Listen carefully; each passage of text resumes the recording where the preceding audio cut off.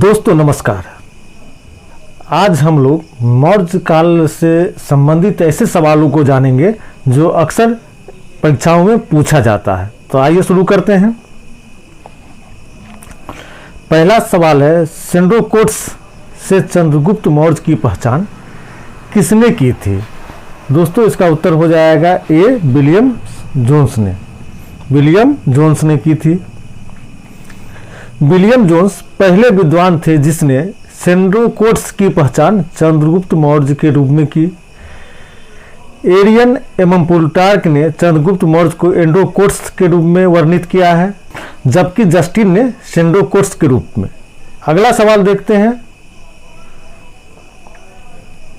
दोस्तों अगर आपने मेरे चैनल को सब्सक्राइब नहीं किया है तो जरूर कर ले। अगला सवाल है, चाणक्य अपने बचपन में किस नाम से जाने जाते थे? दोस्तों इसका उत्तर हो जाएगा सी, विष्णुगुप्त।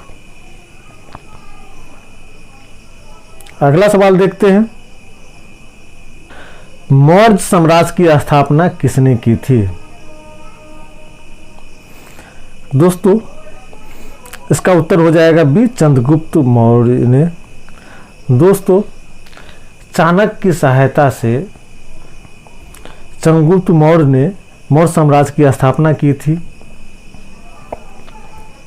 अगला सवाल देखते हैं। कौटिल्य के अर्थशास्त्र में किस पहलू पर प्रकाश डाला गया है? दोस्तों इसका उत्तर हो जाएगा बी, राजनीतिक नीतियों पर।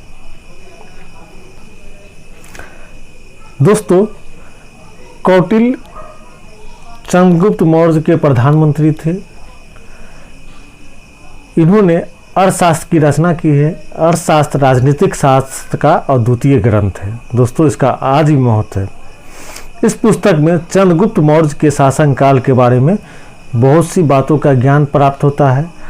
दोस्तों राजा को कैसे शासन करना चाहिए इसमें बताया गया है। किस तरह से प्रशासनिक व्यवस्था करनी चाहिए, आर्थिक स्रोत कैसा होना चाहिए, कितने मित्र होना चाहिए, इसमें सारी जानकारी दी गई है। दोस्तों एक बात समझ लीजिए, आज की विदेश नीति भी कौटिल्य के अर्थशास्त्र से प्रेरित होती है। अगला सवाल देखते हैं। पाटलिपुत्र में स्थित चंद्रगुप्त का महल मुख्यतः किससे बना था?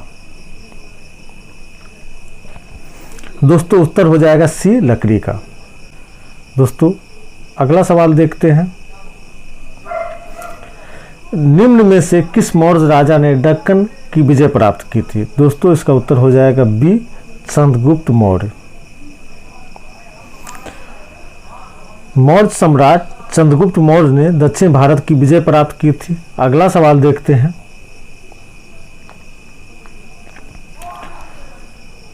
मालवा, गुजरात एवं महाराष्ट्र किस शासक ने पहली बार जीता था?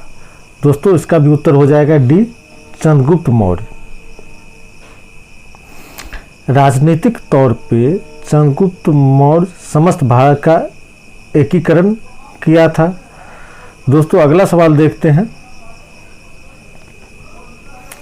किसने सही सनु उदारता करुणा के आधार पर राजधर्म की स्थापना की? दोस्तों इसका उत्तर हो जाएगा ए, अशोक।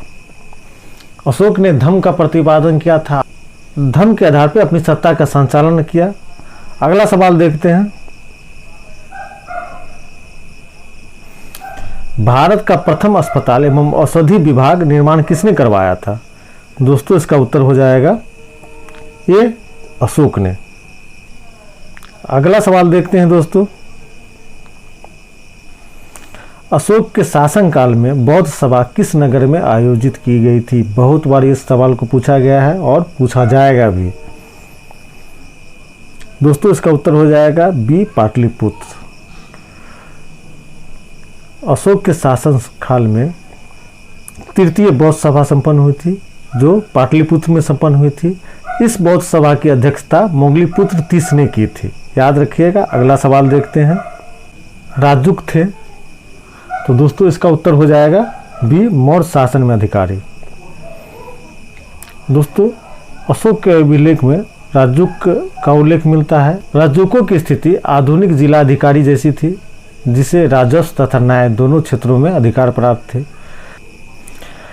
सातवाह किसे कहते हैं? तो इसका उत्तर हो जाएगा बी, व्यापारियों के काफिले को। मौर्य काल में व्यापारियों के काफिले को सातवाह की संज्ञा दी जाती थी। अगला सवाल देखते हैं।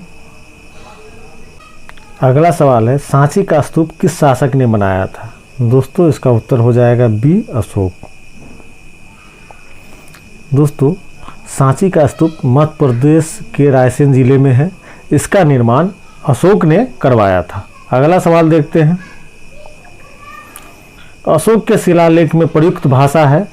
दोस्तों इसका उत्तर हो जाएगा बी, प्राकृत।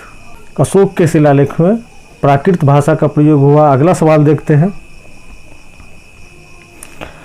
निम्नांकित में से कौन सा अशोककालीन शिलालेख खरोष्टी लिपि में है?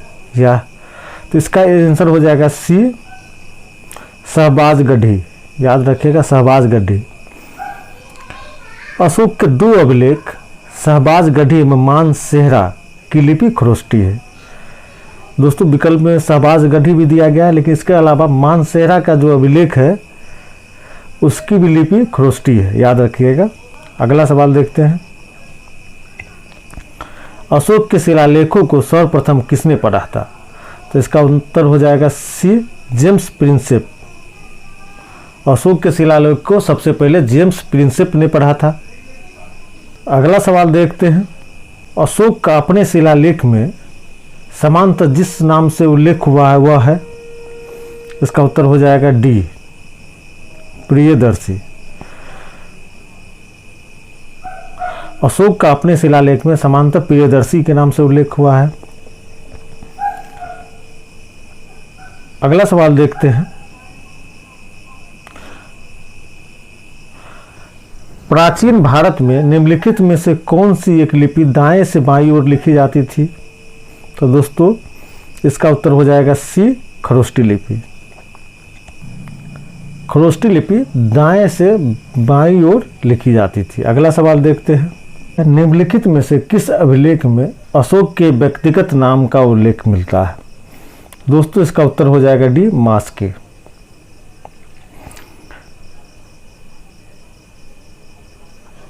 दोस्तों मास्की के साथ साथ गुर्जरा, नेत्तूर और उड्डेगोलम के लेखों में अशोक के व्यक्तिगत नाम का उल्लेख मिलता है, तो याद रखिएगा। अगला सवाल देखते हैं।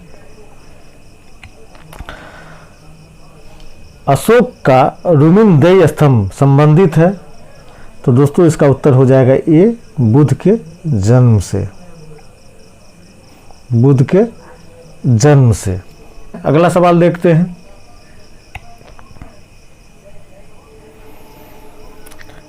कलिंग युद्ध का वर्णन अशोक के किस शिलालेख में मिलता है? तो दोस्तों अशोक के शिलालेख 13 में मिलता है, तो यहाँ गलत है लिखा हुआ। शिलालेख 13, डी, शिलालेख 13 में। दोस्तों अशोक के शासनकाल के 8वें वर्ष अर्थात 261 ईसा पूर्व में कलिंग युद्ध हुआ था, तो इसका वर्णन शिलालेख 13 में है, याद रखिएगा, शिलालेख 13। अगला सवाल देखते हैं। अशोक का समकालीन तुर्मय कहाँ का राजा था? तो दोस्तों इसका उत्तर हो जाएगा ये, मिस्र। अगला सवाल देखते हैं। किसके शासनकाल में मेगास्थनीज भारत आया था? दोस्तों इसका उत्तर हो जाएगा सी, चंद्रगुप्त मौर्य के समय। दोस्तों मेगास्थनीज सेल्यूकस निकेटर का राजदूत था और सेल्यूकस निकेटर ने इसे चंद्रगुप्त मौर्य के दरबार में भेजा था। अगला सवाल देखते हैं। मेगास्थनीज ने भारतीय समाज को कितनी श्रेणियों में विभाजित किया है? तो दोस्तों इसका उत्तर हो जाएगा डी, 7। दोस्तों मेगास्थनीज इंडिका नामक पुस्तक की रचना की थी, जिसमें पाटलिपुत्र के प्रशासन के बारे में पूरी जानकारी दी गई है, भारतीय समाज संस्कृति के बारे में जानकारी दी गई है। अगला सवाल देखते हैं। वह स्रोत जिसमें पाटलिपुत्र के प्रशासन का वर्णन मिलता है? तो दोस्तों इसका उत्तर हो जाएगा सी, इंडिका। दोस्तों, मेगास्थनीज ने अपनी पुस्तक इंडिका में पाटलिपुत्र के प्रशासन के बारे में विस्तृत जानकारी दी है। पाटलिपुत्र का प्रशासन कितने लोगों द्वारा चलाया जाता था, कितनी श्रेणियाँ थी, कितनी कमेटियाँ थी, सब सारी जानकारी इंडिका में वर्णित है। अगला सवाल देखते हैं। भाग एवं बलि क्या थे? दोस्तों, भाग एवं बलि राजस्व के स्रोत थे, तो इसका आंसर हो जाएगा बी, राजस्व के स्रोत। दोस्तों, भाग एवं बलि कर था, तो कर अर्थात राजस्व, तो राजस्व का स्रोत ही आंसर होगा। अगला सवाल देखते हैं। मौर्य मंत्री परिषद में निम्न में से कौन राजस्व इकट्ठा करने से संबंधित था? तो दोस्तों, इसका उत्तर हो जाएगा ए, संहारता।